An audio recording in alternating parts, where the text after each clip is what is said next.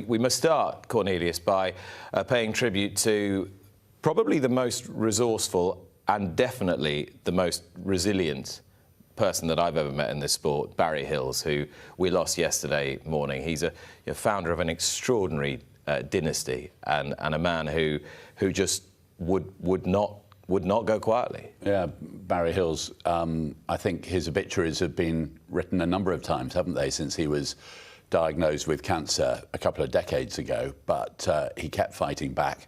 I saw one of the obits saying he might have been called Mr. or people felt that he might have been called Mr. Indestructible because he kept bouncing back. Yeah, an extraordinary figure for racing as a whole and sport as well, to have started with a bit, to have landed a big gamble in order to really get going, and then talk about get going, you know, with horses like Rheingold in particular, but with a whole lot of other horses. And then the dynasty bit just sort of puts the icing on the cake, having 5 sons involved one way or another at a pretty high level in racing. So, you know, a lot of people wanting to push condolences to Richard and Michael and to Charlie and to George, and thinking of the late John as well, who was a massive character in his own right and a very successful trainer. So I think a lot of people really feeling that today, because Barrington, as lots of people referred to him as, Barrington has been around and a big, colourful figure since the end of, well, he's been around for a very long time, but really this big, colourful figure since the late 1960s. And, of course, to Penny, his wife, who has been such an amazing support to him down the years, Warren. You'll know well, because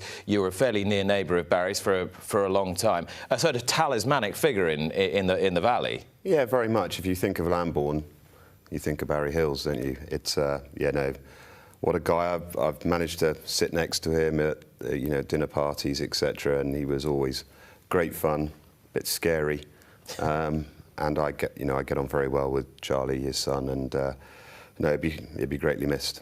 He will. One of his great friends, Nicky Henderson, joins me now. Nicky, good morning. A sad day. I described Barry there as both one of the most resourceful people and definitely the most resilient person I think I've met in this sport. I no doubt you'll have so many memories and very fond ones of him. We do. Yeah, it just was one of those incredible innings, and you got the feeling, you know, the last few weeks haven't been easy, and you know, he'd had a few adversities over the years, but he kept coming back and back, and I have to say mainly through Penny, who has been unbelievable throughout. You know, his various. He always called it God's waiting room. He visited it a few times, but he kept coming back. For these last few weeks, he just didn't want to leave the party. That's what he was all about. He just had such a will to live and love it all, and that family has just been utterly remarkable. And you know, it was Penny that's pulled him through so many of those battles, but he came back for more and more, and what a lot of fun we've had over some fantastic years, and just a man of huge integrity and friendship, to be honest, to many, but the family that he brought up, as he would have just be so proud of them all, that, you know, I know he'll look back on it as a fantastic era. We do. Warren just touched on part of Barry's formidable reputation as a hard taskmaster, but can you take me a little beyond that and give us an insight into what he was like as a neighbour and as a friend and someone you could pass the time with? We certainly passed a lot of time together. My daughter Sarah called in yesterday morning and said, "I'd love to know how many Sunday lunches you two had together, because it would be, you couldn't possibly count it." And it's over. It was 1978 we first met up. I was riding at the time, and I don't know, we just, through all those years of when he was at South Bank and then the times at Manton and then coming back here and building Farringdon Place, he was never far away. But as you say, I think he had his standards were very, very high with his horses, even with himself, he was always immaculately dressed. If you caught somebody not wearing a tie where he thought they should be, you'd know you got it wrong. He could tell you where you were right and where you were wrong, and had no fears. However much you might have been, we were very good friends, but he certainly taught me quite a few things. You know, I was a bit younger, and it was sort of a strange duet, really, but it did an awful lot of things together, on and off the racecourse, on and off in each other's houses, but with the family. And as I say, I come back to Penny because she's just been the rock of it all. And just had some wonderful times. But he always said exactly what he thought. We could have an argument, but there was no point because he was always going to win it. So there's no point in disagreeing. If he said something you didn't disagree, just go with it because he's gonna prove he was right in the end. And he wouldn't be one for self-praise, but what do you think gave him the most satisfaction, either on the racecourse or off it?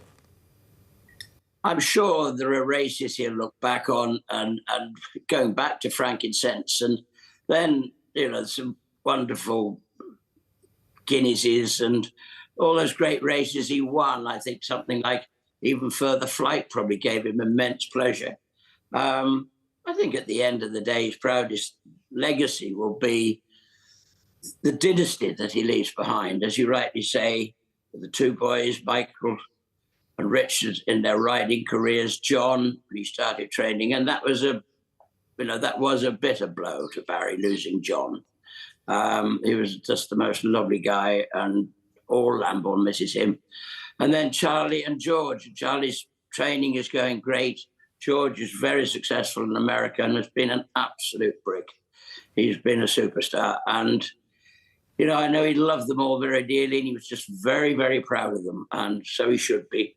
And he should be proud of just everything he did achieve. It was done with great dignity, great driven. He was driven, and very determined, and nothing went without giving it a lot of thought and a lot of. He just put it all in, and he made himself, but he made a lot of people that sort of got on the bus with him, and we all have to be very, very grateful to have been part of it. Nicky, thanks very much. Thank you so much. Lovely words. Thanks, Nick. Nicky Henderson, reflecting on so many years with his great friend Barry Hills. That's a very deep friendship, isn't it, between those two, and over 3,000 winners. Barry Hills trained. Incredible. And in an era of Stout and Cecil and Kumani as well for much of that. Yeah, and just obviously had talent, but a proper grafter, and came from nowhere really. You know, he was obviously a travelling head lad, etc., and worked from the bottom and worked his way up. And yeah, look, he's a legend, isn't he? How important do you think that is as part of the Barry Hills story, that, you know, he was identifiable for so many people? Absolutely, and I think if you talk to any sort of the amount of people who are saying he has just been part of the mood music, part of the background to my love of racing since the end of the 1960s. And the winners are obviously, all those winners were there, but in some ways those 4 second places in the Derby at Epsom are so astonishing. And it would have been lovely if that had somehow worked its way out. But there was some wonderful horses, wonderfully trained in the great setting of Lambourn Manton and Lambourn again. The very story, the amount of money that he won in the gamble on frankincense, apparently it equates to £900,000. Absolutely astonishing. Today, which is an amazing amount. But as Warren just said, the scariness was definitely there. I remember early interviews with absolutely terrified. And he used to quite enjoy being a little bit scary. But then there was always a big smile and a laugh and a pat on the back at the end of it all. I think they wanted to call a horse Mr. Grumpy, didn't they? And Mr. Grumpy was taken, so it ended up as Mr. Combustible, which ran fourth in Galileo's Derby. Right. And having won at Chester, a racecourse that he absolutely loves. So yeah, some fantastic horses, some fantastic people as well. You know, whether it's Steve Cawthon or whether it's Peter Chappell-Hyam or whether it's one of the many other people who were very much part of his operation. I think the loyalty of them, I saw a posting on social media from Peter Chappell-Hyam yesterday. You could see the love and the admiration that he had. Now doing his own thing and having done his own thing for a long time now, that the Barry Hills boys, once a Barry Hills boy, you were always part, or girl, you were always loyal to the operation. And it is not always easy to work with members of your own family, George, either, you know, and to be able to get a successful working relationship with, you know, your twin sons, and then hand over the trainer's license to another one of your sons while the other works in the business in the States. I mean, that actually, to affect a situation like that takes a bit of doing. It's completely remarkable. I think, you know, Barry was always very kind to me.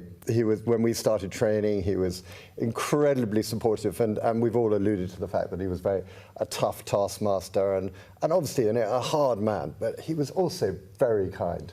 And when we started training, genuinely, I would see him at the sales and go and sit down with him and just have a word. And then when things did drop right for us, he would be, you know, he'd make a beeline for you and come over. And for me, as someone starting off in my career, to have someone like Barry Hills walking across the paddock to me was an amazing thing. An incredible man, yeah. and became a great mate, as our Charlie's a great mate of mine, as he is of yours, and yeah. All thoughts with all the family, but what a family. And what a partnership he and Penny absolutely were.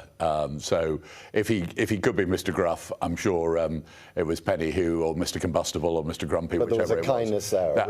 And they were just a great double act, weren't they? Or they have been a great double act. And it is amazing how many times he was effectively, you know, told that you haven't got much longer left, and he would keep coming back for more and keep coming back for more. I think it was 2 or 3 years ago we were in a situation where Barry really isn't well. He's not going to make it to the end of the week. And I saw Penny at Newmarket. I think it was could have been this day or July meeting or whatever. And I said, "Oh, how's Barry doing?" And she said, "Oh, he's over there." And he marched round the corner, bolt upright, in his immaculate suit and hat. "All right, old boy, how are you doing?" And the style in which he had that treatment, used to go to London for the treatment, and then to cheer himself up, used to go on this sort of this quest to find the best eating places in central London to go and have lunch with after his treatment. Extraordinary style. Very fond memories of a man who has given so much to the sport and will be so missed by his family and his many friends. What a legacy he leaves and what a contribution he's made. Barry Hills, who died yesterday. Watch live racing now on racingtv.com.